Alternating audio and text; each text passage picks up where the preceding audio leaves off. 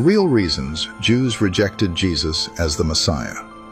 Have you ever wondered why so many people in Jesus' time rejected him, even after witnessing his miracles? It's one of the greatest mysteries in history.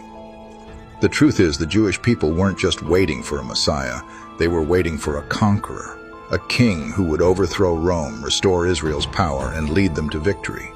They expected someone like King David, fierce and unstoppable.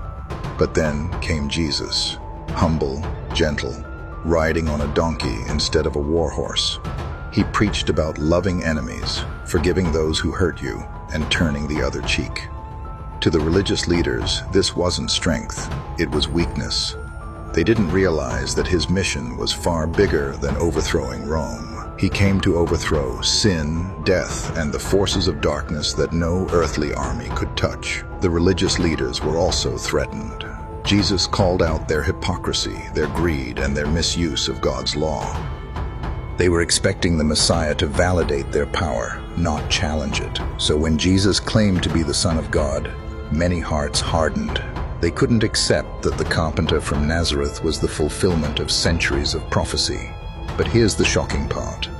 The rejection of Jesus was foretold. Isaiah 53 says, "He would be despised and rejected by men, a man of sorrows, acquainted with grief."